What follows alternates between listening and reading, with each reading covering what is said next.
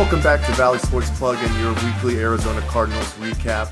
It's week 4 on October 2nd, 2022. Today, the Arizona Cardinals went into Bank of America Stadium and beat the Carolina Panthers 26-16. And once again, it was a tale of two halves.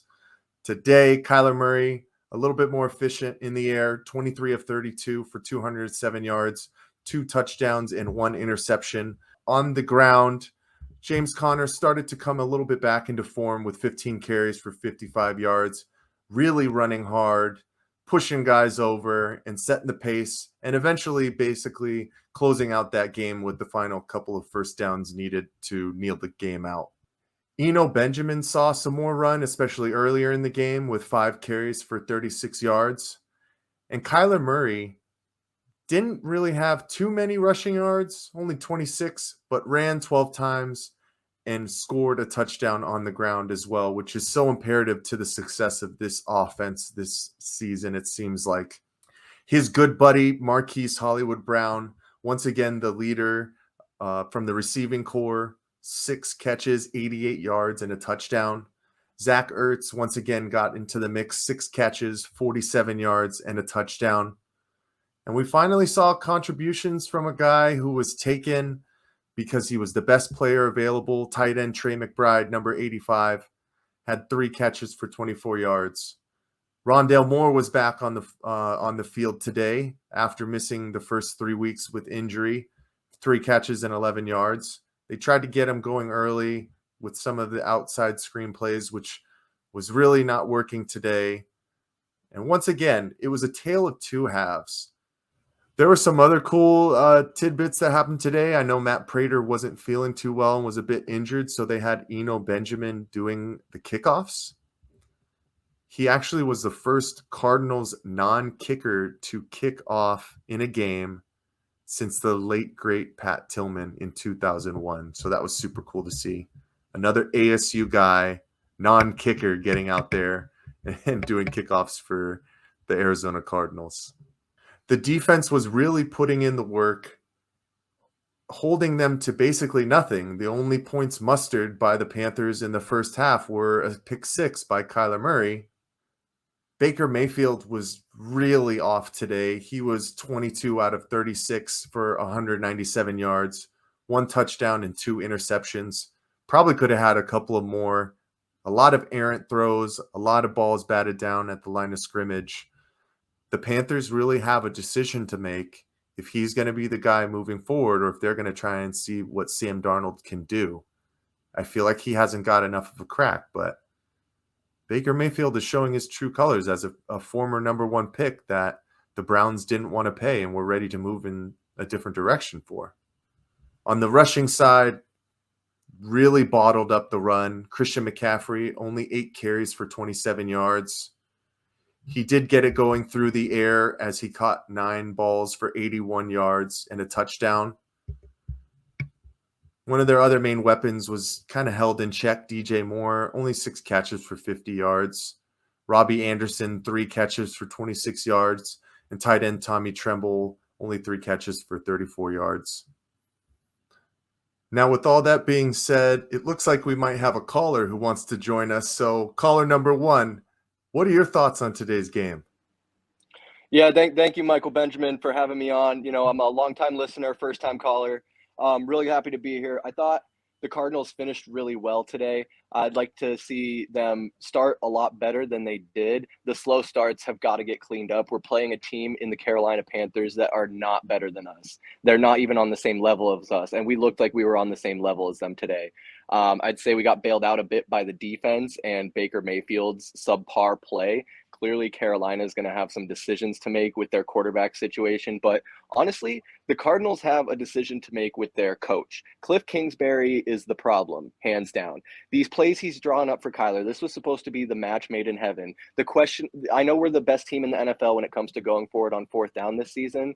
But when you're in the enemy's own red zone in the first quarter and it's 0-0, take the points, man. Take the points. We could have had 3 there. We had 0. We turned it over on a goofy little wide receiver rush that didn't work, didn't go anywhere. So the stuff like that, it's got to get cleaned up.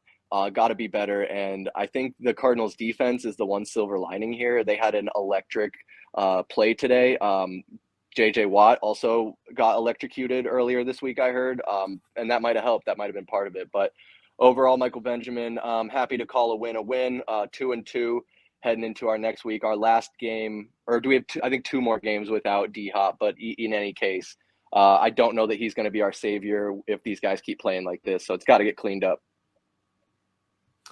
Well, caller Chris Patrick, we appreciate your time. Thanks for joining us, and we'll see you next week, man. Anytime. Love you guys. We're about a quarter of the way through this season, and we're still sticking with our mantra, not too high, not too low.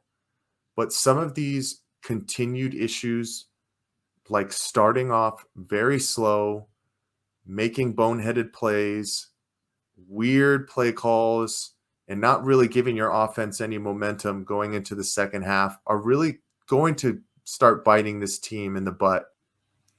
The Panthers hadn't mustered anything on offense.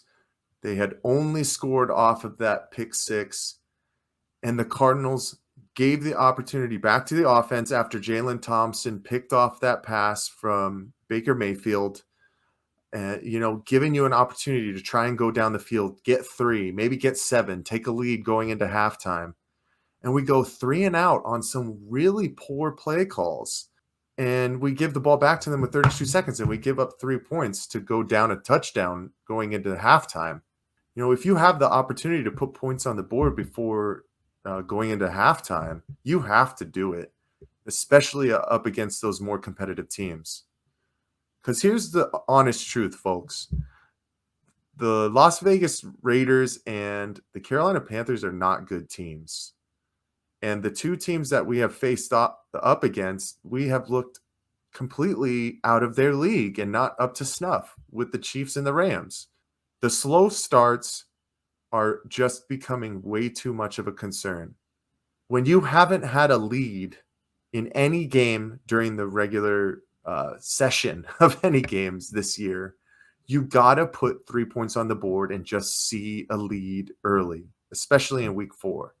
To go for it there on 4th down, I know you had a week where you couldn't punch it in, but it's your first drive. Take the points, come out, set yourself up for success from a stop on defense, and then come back out the next time and punch it in.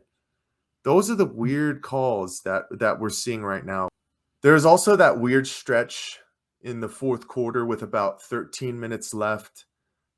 James Conner had a nice run play up the middle, got a little bit physical, and then Louvo basically threw him onto the ground, and they were going to give him an unnecessary roughness penalty, which basically would have put it at 1st and goal on the 2.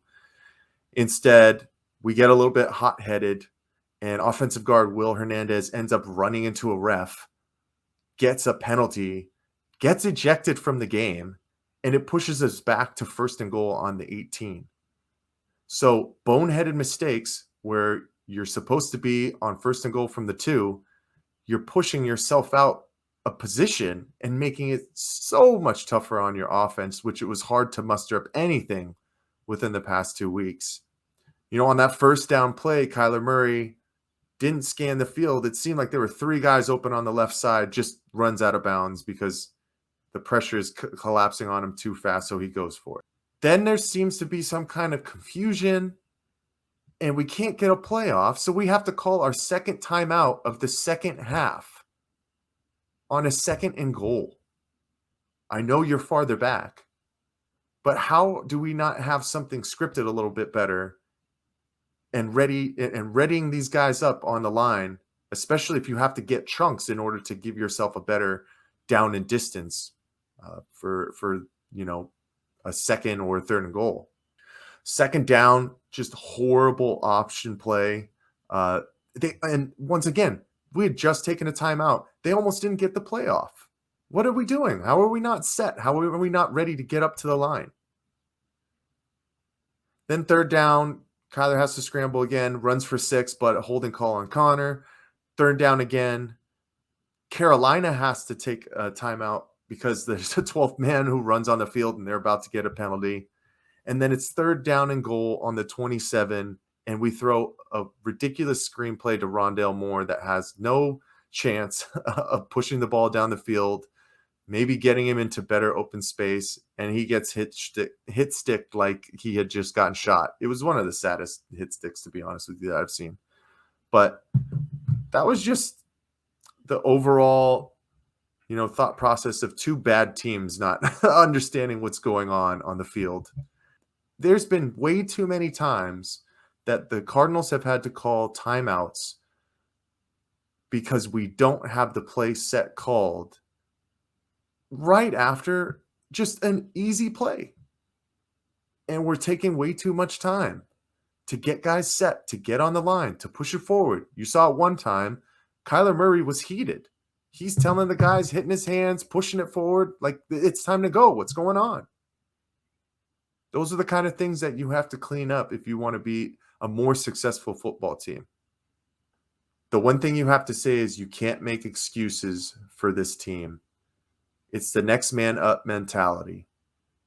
We knew what we were getting into with DeAndre Hopkins and him being out until week 7. We knew some of the injuries that some of these guys were coming back from going into the offseason. And to be where we're at right now, I'm okay. I'm not too high. I'm not too low. There's just some really easy things that can be cleaned up, and we might be able to go into week 7 with a 4-2 record. Appreciate Chris Patrick joining us and giving his thoughts on today's hard-fought game against the Carolina Panthers. The Cardinals are now 2-2 going into a tough week 5 matchup against the undefeated Philadelphia Eagles at home in State Farm Stadium. Let's bring the juice. Let's get things going early next week, and hopefully we can knock them off. With that being said, I'm your host, Michael Benjamin. Thank you for joining us. We'll see you next week. Peace.